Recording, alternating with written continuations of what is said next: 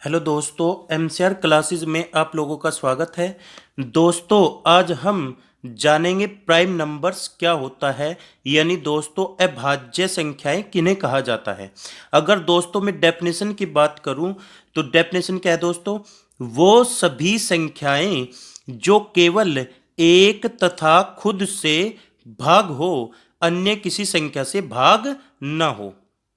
यानी दोस्तों हम कह सकते हैं वो सारी संख्या जो केवल एक और खुद से भाग हो दोस्तों, वो क्या होती है, अभाज्य संख्या होती है, अन्य किसी संख्या से भाग ना हो। उसके बाद में दोस्तों वो सभी संख्याएं जिसके केवल दो फैक्टर हो, यानी दो ही गुणनखंड होने चाहिए दोस्तों, और वे दो फैक्टर कौन कौन से हो, एक तो एक हो दोस्तों, और एक क्या होना चाहिए, वो खुद संख्या होनी चाहिए दोस्तों।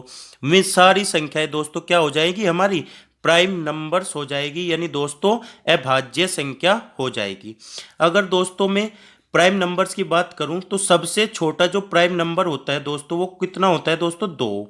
अगर मैं इसके फैक्टर की बात करूं दोस्तों, इसके दो ही फैक्टर हैं, एक तो ये एक से भाग होगा और एक दोस्तों दो का ऐसे भाग होगा, खुद से भाग होगा, दो और किसी संख्या से भाग नहीं होने का। और हमने क्या लिखा दोस्तों, यानी जिन संख्याओं के केवल दो फैक्टर हो, एक तो 1 हो और एक वो खुद हो, तो दोस्तों क्या होंगे, वे प्राइम नंबर्स होंगे।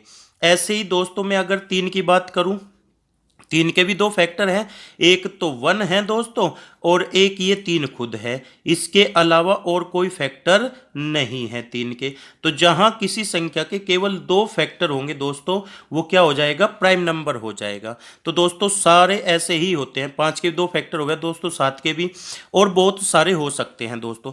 अब यहां से कुछ बेसिक क्वेश्चन बनते हैं दोस्तों। जैसे सबसे पहला बेसिक क्वेश्चन है कि सबसे छोटी अभाज्य संख्या ज्ञात करें।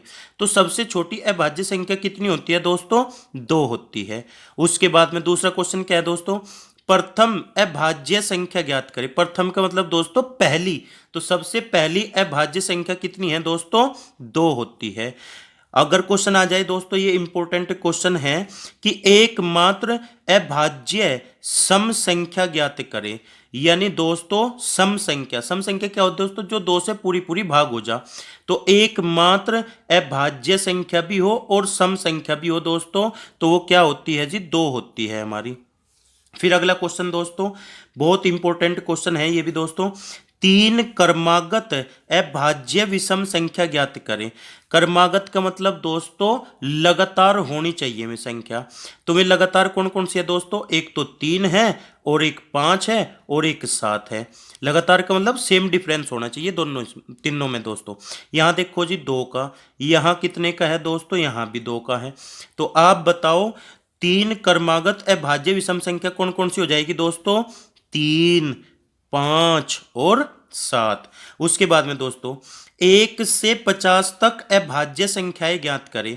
अगर दोस्तों क्वेश्चन आ जाए कि 1 से 50 तक अभाज्य संख्या यानी दोस्तों प्राइम नंबर बताओ, तो ये 15 होते हैं दोस्तों। कितने होते हैं, 15।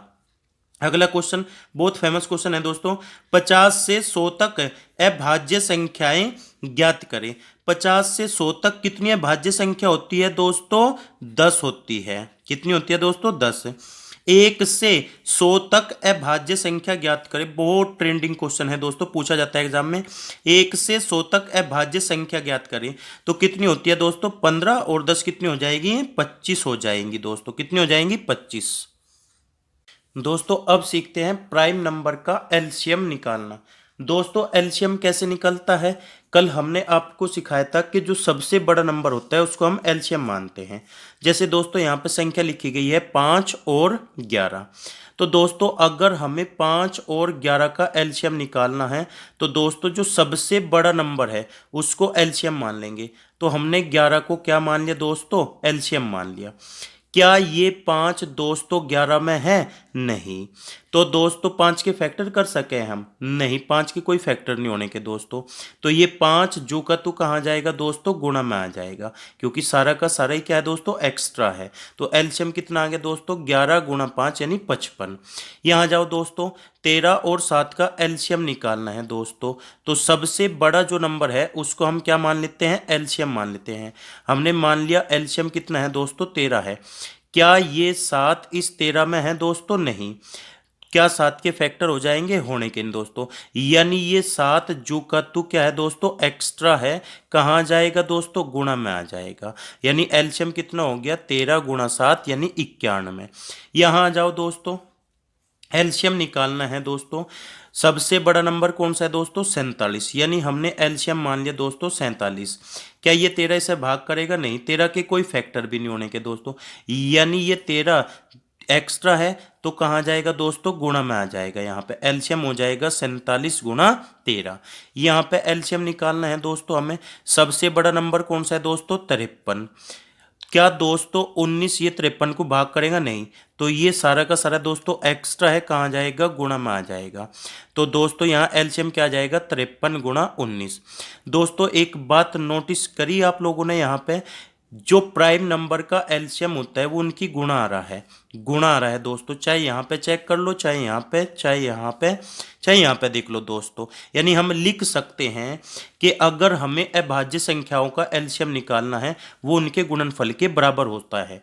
यानी मैं लिखूंगा दोस्तों कि अभाज्य संख्याओं का अभाज्य संख्याओं का अभाज्य संख्याओं का एलसीएम उनके उनके गुणनफल के बराबर होता है। उनके गुणनफल के बराबर होता है। बराबर होता है। दोस्तों बहुत इंपॉर्टेंट लाइन है। क्या लिखा दोस्तों हमने? कि अभाज्य संख्याओं का जो एलसीएम होगा ना दोस्तों, अभाज्य संख्याओं का जो एलसीएम होगा ना दोस्तों, वो उनके प्रोडक्ट यानी दोस्तों गुणनफल के बराबर होगा।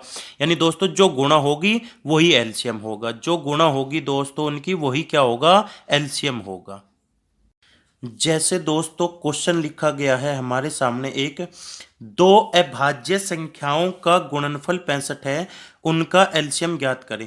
दोस्तों मोस्ट इंपोर्टेंट क्वेश्चन है, ट्रेंडिंग क्वेश्चन है एग्जाम का दोस्तों, बहुत पूछा जाता है और विदाउट पेन विदाउट पेपर आप सोल्व करते हैं।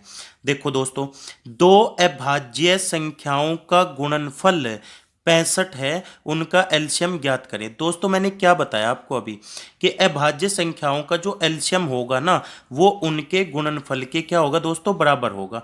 यानी जो गुणा है वही एलसीएम है। तो दोस्तों जो गुणा है वो कितनी है? 65 है। तो एलसीएम भी क्या हो जाएगा दोस्तों? 65 हो जाएगा। दोस्तों अगर वीडियो अच्छी लगी है तो लाइक कीजिए, शेयर कीजिए। Thank you.